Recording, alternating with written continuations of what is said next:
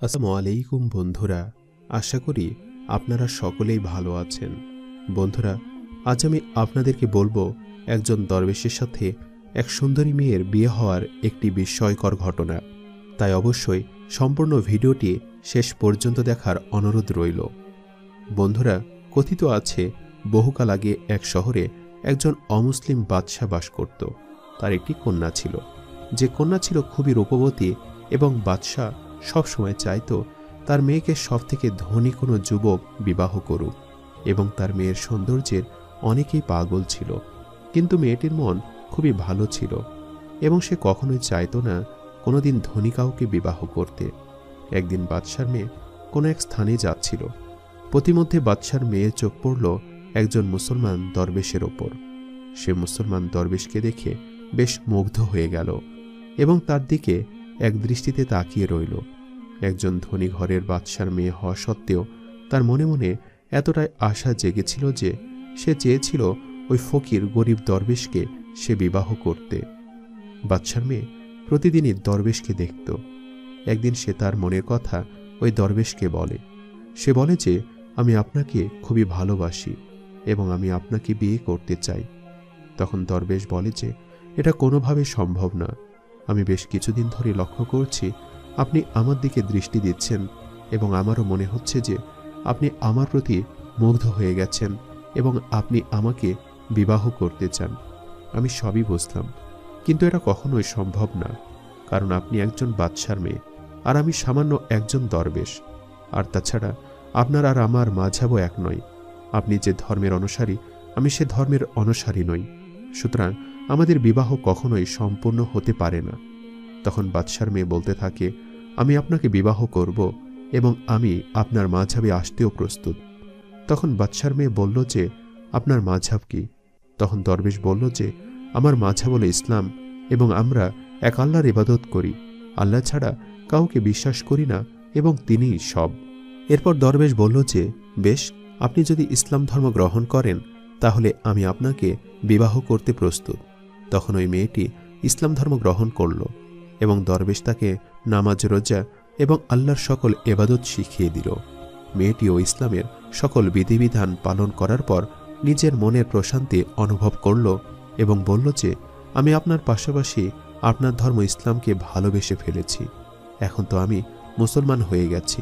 এবার আমাদের বিবাহ করতে কোনো বাধা নেই। তাহলে চলুন আমরা বিবাহ সম্পূর্ণ করে নেই।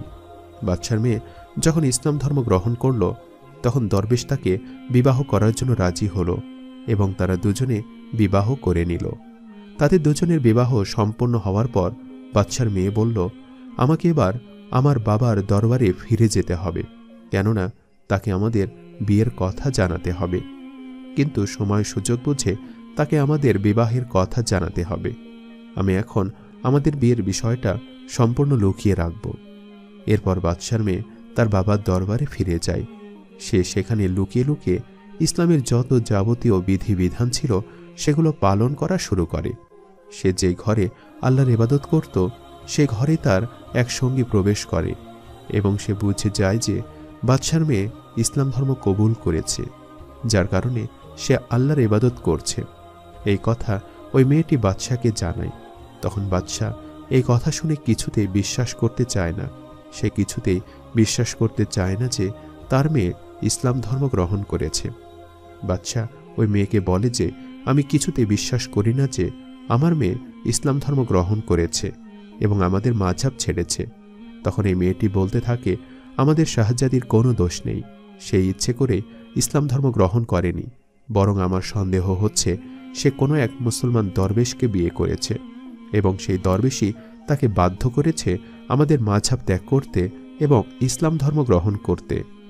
এই কথাটি শোনার পর বাদশা বলে, বেশ, তাহলে সে দরবেশকে খুঁজে বের করো যাকে আমার মেয়ে চুপি চুপি বিয়ে করেছে এবং যারা হাত ধরে ইসলাম ধর্ম গ্রহণ করেছে। অতঃপর সে দরবেশকে খুঁজে বের করা হলো এবং দরবেশকে বাদশার দরবারে এনে উপস্থিত করা হলো। তখন বাদশা দরবেশের উদ্দেশ্যে বলতে থাকে, তুমি সত্যি করে বলো, তুমি কি আমার মেয়েকে বিবাহ করেছ? তখন দরবেশ বলে যে, হ্যাঁ, আমি আপনার মেয়েকে বিবাহ করেছি এবং সে আমাকে বিবাহ করার জন্য নিজের ধর্ম ত্যাগ করে ইসলাম ধর্ম গ্রহণ করেছে। এই কথা শুনে বাদশাহ খুবই রেগে যায় এবং তার মেয়েকে ডেকে পাঠায়। তখন মেয়েটিও স্বীকার করে যে ইসলাম ধর্ম গ্রহণ করেছে এবং তার কাছে ইসলাম ধর্মের সকল কিছুই ভালো লাগে। বাদশাহ এ কথা শুনে অনেক রেগে যায় এবং রেগে গিয়ে বলে যে, আমি তোমাদের দুজনকে এখন হত্যা করব। আমার মেয়ে হয়ে তুমি কিভাবে আমাদের ধর্ম ছেড়ে দিলে?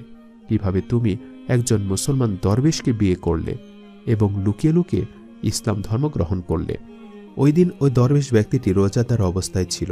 তখন দরবেশ ব্যক্তিকে পরীক্ষা করার জন্য বাদশাহ তার মেয়েকে বলল যে, আমি তোমাদের বিবাহ অবশ্যই মেনে নেব, কিন্তু আমি একটি শরবতের ব্যবস্থা করেছি, যে শরবত আজ পর্যন্ত কারো খাবার সৌভাগ্য হয়নি। তোমার স্বামী যদি তোমাকে সত্যিকার অর্থেই ভালোবেসে থাকে তাহলে তাকে বলো যে সে যেন শরবত পান করতে। কিন্তু সে যদি কিছুতেই তার দরবেশ স্বামীকে সে শরবত পান করার কথা বলতে পারছিল না, কারণ সে তো জেনে গিয়েছিল যে তার স্বামী একজন রোজাদার ব্যক্তি এবং সে কি করেই বা সেই দরবেশকে শরবত পান করার কথা বলবে, কারণ তার দরবেশ স্বামী তো একজন রোজাদার ব্যক্তি। তাই সে বলল যে, বাবা, আপনি দয়া করে আমাদের দুজনকে হত্যা করুন, কিন্তু তারপরও কিছুতেই আমি আমার স্বামীকে শরবত পান করার কথা বলতে পারবো না, কারণ সে এখন রোজা অবস্থায় আছে। আর একজন মুসলমানের কাছে রোজা হলো একটি ফরজ ইবাদত। সে তার জীবন দিয়ে দিবে, কিন্তু প্রকৃত মুসলমান কখনো রোজা ভঙ্গন করবে না। তাই আপনি আপনার তলোয়ার দিয়ে দয়া করে আমাদের দুজনকে হত্যা করুন, কিন্তু আমাকে কিছুতেই বলবেন না যাতে করে আমার স্বামী রোজা ভাঙ্গে। বাদশাহ তার মেয়ের মুখে এমন কথা শুনে বেশ চমকে গেল। সে মনে মনে চিন্তা করল, আমার মেয়ে আমাদের ধর্ম ছেড়ে দিয়েছে এবং তার স্বামীকে রোজা ভাঙতেও বলছে না, কিন্তু বিনিময়ে সে নিজেকে নিজের জীবন দিয়ে দিতে চাইছে। ইসলাম ধর্মের মধ্যে এমন কি আছে যে কারণে আমার মেয়ে এতটা ধর্মপাগল হয়ে গেছে এবং সে নিজের জীবন দিয়ে দিতেও প্রস্তুত? তখন বাদশাহ চেয়েছিল তাদের দুজনকে হত্যা করবে। তখন বাদশাহ বলে যে, বেশ, তাহলে তুমি যেহেতু আমাদের ধর্ম ছেড়ে দিয়েছ, তাহলে তোমাদের দুজনকে হত্যা করা হবে। কিন্তু ওই মুহূর্তেই বাদশার মনে হলো যে আমার মেয়ে কি কারণে আমাদের ধর্ম ছেড়ে দিয়েছে এবং কি কারণেই বা সে এতটা ধর্মভীরু হয়ে গেছে, যার কারণে সে ইসলাম ধর্ম গ্রহণ করেছে। ইসলামের মধ্যে সে এমন কি বা পেয়েছে? তখন বাদশাহ নিজেই ইসলাম ধর্ম কবুল করল এবং সে তার মেয়ে এবং ওই দরবেশের বিবাহ মেনে নিল। প্রিয় বন্ধুরা, এই ঘটনাটি থেকে আমরা এমনটাই শিক্ষা পাই যে ইসলাম হলো এমন একটি শান্তির ধর্ম যেখানে একজন রোজাদার ব্যক্তি কখনোই তার ঈমানকে বলিদান দিয়ে শত কিছুর বিনিময় হলেও রোজা ভঙ্গ করবে না। একজন প্রকৃত মুসলমান কখনোই ইসলামের যাবতীয় বিধিবিধানগুলো অস্বীকার করবে না এবং হেলাফেলাভাবে পালন করবে না। সম্মানিত দর্শক, ভিডিওটি আপনাদের কাছে কেমন লেগেছে তা আমাদের কমেন্ট করে অবশ্যই জানাবেন, আর সবাই আমাদের সাথেই থাকবেন। আজ তাহলে এই পর্যন্তই। আপনারা ভালো থাকবেন, সুস্থ থাকবেন। আল্লাহ হাফেজ।